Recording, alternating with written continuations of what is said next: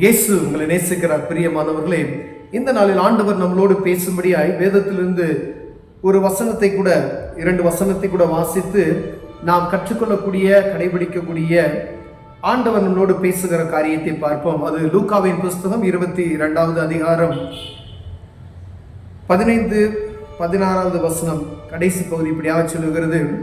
இந்த பஸ்காவை புசிக்க மிகவும் ஆசையாக இருந்தேன்.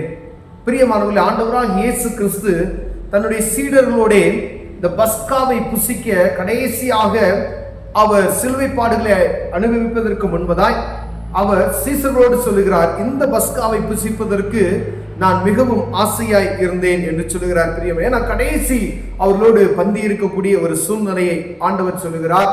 இந்த பஸ்கா பண்டிகை என்றாலே நமக்கு முக்கியமாய் ஒரு திருவிழா. பஸ்கா பண்டிகை இஸ்ரவேல் ஜனங்கள் ஆசரிக்கிறார்கள். ஆனால் நம்ம அநேக விதமான பண்டிகைகளை ஆசரிக்கிறோம். ஆனால் அந்த பஸ்கா என்ற ஒரு பண்டிகை என்றாலே நமக்கு வருவது பந்தி, ராபோஜனம்.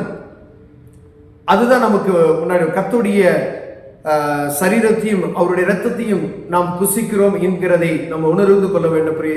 இதை என் நினைவாக செய்யுங்கள் என்று ஆண்டவர் சொன்னார். பிரியமானவர்களே, நம் இருதயத்தில் ஒவ்வொரு கிறிஸ்தவர்களாய் இருக்கக்கூடியவர்கள், கிறிஸ்துவை தன் சொந்த இரட்சகராய் ஏற்றுக்கொண்டவர்கள், பிதா குமாரன் பரிசுத்த ஆவியினாலே அவருடைய நாமத்தினாலே ஞானஸ்தானம் எடுத்து, மூழ்கி ஞானஸ்தானம் எடுத்த ஒவ்வொருவரும் அவர் பாருங்க, பின்பு அவர் அப்பத்தை எடுத்து ஸ்தோத்திரம் பண்ணி அதை பிட்டு அவர்களுக்கு கொடுத்து, இது உங்களுக்காக கொடுக்கப்படுவது என்னுடைய சரீரமாக இருக்கிறது, என்னை நினைவு கூறும்படி இதை செய்யுங்கள். நீங்க ஒவ்வொரு நாளும் இதை எப்பெல்லாம் நீங்க அனுசரிக்கிறீங்களோ அப்பெல்லாம் இதை நினைவு கூறும்படியாய் செய்யுங்கள் சொல்லுறது ஆண்டவர் சொல்லியிருக்காரு. பாருங்க, அவரை நினைவு கூறுகிறது. ஒவ்வொரு வாரமும் ஆண்டவருடைய சமூகத்தில் நாம் கிட்டி சேரும் பொழுது ஒவ்வொரு திருவிருந்தலையும் நாம் நினைவு கூறுகிறது என்னவென்றால், ஆண்டவராக இயேசு கிறிஸ்துவனுடைய கடைசி ராபோஜன பந்தி, அந்த பந்தி அப்படி என்பதை நாம் நினைவு கூற வேண்டும். அவர் நமக்காய் மரித்தார் என்கிற நினைவு நமக்கு வர வேண்டும். இயேசு கிறிஸ்துவினுடைய சரீரம், அவர் இரத்தம் சிந்தப்பட்டது என்பதை நாம் புரிந்து கொள்ளும்படியாய் ஆண்டவர் இதை செய்யும் போதெல்லாம் என்னை நினைவு கூறும்படியே இந்த காரியத்தை நான் செய்கிறேன் என்று சொல்லுகிறார். பிரியமானவர்களே, அப்படின்னா பஸ்கா பண்டிகை என்றாலே நமக்கு உடனே நமக்கு என்ன ஞாபகம் வரும்னா, கர்த்தருடைய விருந்து, ராபோஜனம், திருவிருந்து, இதுதான் வரணும் நமக்கு. நம்ம சாதாரணமா திருவிருந்தை போய் நம்ம அனுசரிக்கிறோம். ஏதோ கடமைக்காய் எல்லா ஸ்டேட்லையும் சொல்றாங்க, எல்லாம் பாவ அறிக்கை பண்ண வைத்து அதை கொடுக்கிறார்கள். ஆனா எடுக்கிறவர்களாகி நாம் விசுவாசிகள் மற்ற எல்லாருமே பாருங்க, ஏதோ போய் அப்பம் தராங்க, காசு ரசம் நமக்கு கொடுக்குறாங்க அப்படின்னு சொல்லி எளிமையாய் நம்ம வாங்கி கொண்டு வருகிறோம். ஆண்டவருடைய நினைவை கூறும்படி நீங்க அது போகும்பொழுது, ஆண்டவராக கிறிஸ்துவின் ரத்தம் நம்மளை சுத்திகரித்திருக்கிறது. ஆண்டவராக இயேசு கிறிஸ்து எனக்காக அடிக்கப்பட்டார், ஆண்டவராக இயேசு கிறிஸ்து எனக்காய் மரித்து உயிர்த்தார் என்கிற உணர்வு உண்டாக வேண்டும். பிரியமானவர்களே, ஒவ்வொரு திருவிருந்தலை நீ எப்பெல்லாம் நீங்க போய் தேவ சமூகத்தில் அப்பத்தை வாங்குகிறீங்களோ அப்பெல்லாம் ஆண்டவரை இயேசுவை நினைவு கூறணும். ஏதோ போறாங்க, எல்லாரும் போறாங்கன்னு சொல்லி கூட்டமா இருக்குன்னு சொல்லி போய் வாங்காதபடிக்கு ஒவ்வொருவருமே நம்ம என்ன செய்யணுமா, ஆண்டவரை நினைவு கூறுகிற ஒரு எண்ணத்தை நம்ம உண்டாகிறோம். பஸ்கா பண்டிகை என்றாலே திருவிருந்தின் ஞாபகம் நமக்கு வர வேண்டும். பஸ்கா பண்டிகை என்றாலே ஆண்டவருடைய அந்த சரீரமும் இரத்தமும் நமக்கு ஞாபகம் வர வேண்டும். பிரியமானவர்களே, ஆண்டவராக இயேசு கிறிஸ்து சொல்லுகிறார், இதை நீங்க நினைவு கூறும்படியா இதை நான் செய்கிறேன்னு சொல்லி பாருங்க. போஜன பின்பு அவர் அந்தபடியே பாத்திரத்தை கொடுத்து, இந்த பாத்திரத்தில் உங்களுக்காக சிந்தப்படுகிற என்னுடைய இரத்தத்தினாகிய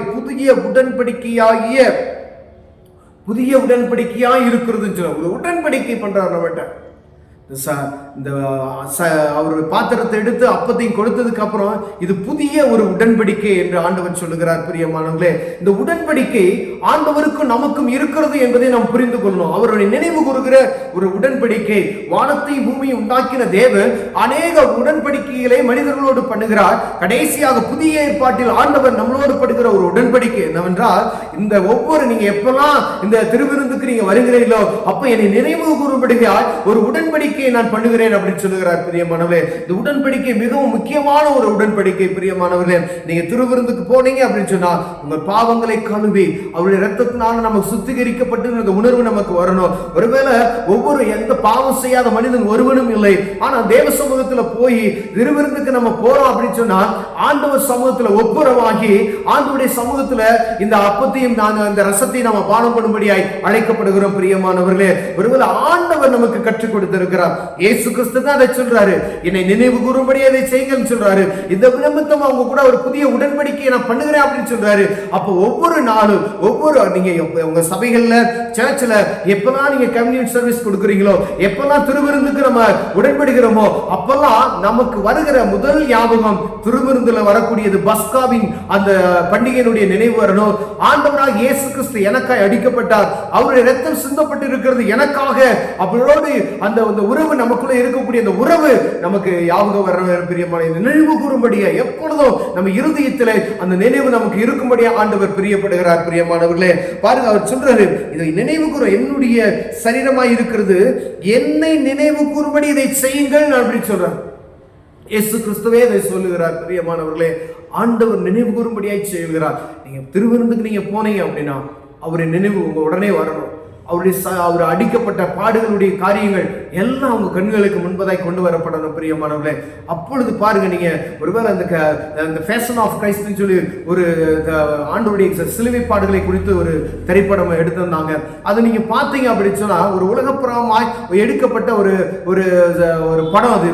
ஆனா அதுல நீங்க பார்த்தீங்கன்னாவே நம்ம இருதயம் நொறுங்குண்டு போய்விடும். பிரியமானவர்களே, ஆனா ஆண்டவராகிய இயேசு கிறிஸ்து அவருடைய வாழ்க்கையில அவர் பட்ட அந்த கஷ்டம், மனிதனுடைய பாவத்தை மன்னிப்பதற்காய், இந்த உலகத்தினுடைய எல்லா மனிதனுடைய பாவத்தை மன்னிப்பதற்காய் தன்னையே சொன்னார், தன்னை ஒப்பு கொடுத்த அந்த நொடிப்பொழுது அவர் பட்ட பாடுகள், அடிக்கப்பட்ட காரியங்கள், நொறுக்கப்பட்ட காரியங்கள், அவமானப்படுத்த காரியங்கள் என்னுடைய நினைவுக்கு, உங்களுடைய நினைவுக்கு வரும்படி ஆண்டவர் விரும்புகிறார். இதை நினைவு கூறும்படி அதை செய்யுங்கள் என்று அவர் அந்த பாடுகளுக்கு முன்பதாக என்ன சொல்லிட்டார், நீ ஒவ்வொரு நாளும் நினைவு கூறணும்னு சொல்லி ஆண்டவர் அவர் சொல்லியிருக்கார். பிரியமானவர்களே, ஒருவேளை இவ்வளவு நாள் நம்ம எப்படி இருந்தோம் அப்படின்னு தெரியாது. ஒருவேளை இந்த வசனத்தை வாசிக்கும் போது மாத்திரமல்ல, திருவிருந்துக்கு போனீங்கன்னா பஸ்கா என்ற நினைவு வந்த உடனே, அந்த பஸ்கா பண்டிகை என்ற நினைவு வந்த உடனே திருவிருந்து நமக்கு வரணும். திருவிருந்தின் உடனே அவருடைய பாடுகள் நமக்கு நினைவு வரணும். பிரியமானவர்களே, எனக்காக அவர் அடிக்கப்பட்டார் என்ற அந்த உணர்வு நமக்குள் வறுமை. ஆனால் கர்த்தர் நம்மை ஆசீர்வதிக்க வல்லமை உள்ளவராக இருக்கிறார். கண்களை மூடுவோம், ஜெபம் செய்வோம். அன்பின் தகப்பனே, அருமையான நாளுக்காய் ஸ்தோத்திரம் ஆண்டவரே.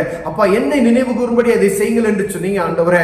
அப்பா, ஒவ்வொரு நாளும் ஒவ்வொரு வாரமும் நாங்க எப்பெல்லாம் திருவிருந்துக்கு போறோமோ உண்மை நினைவு கூறுகிற எண்ணம் எங்களுக்கு வரணையா, எங்களுக்காக நீ அடிக்கப்பட்டிருந்தவர் அந்த உணர்வு எங்களுக்கு உண்டாகும்படியால் இயேசுவின் நாமத்தில் ஜெபிக்கிறோம் ஜீவனுள்ள நல்ல பிதாவே, ஆமென்.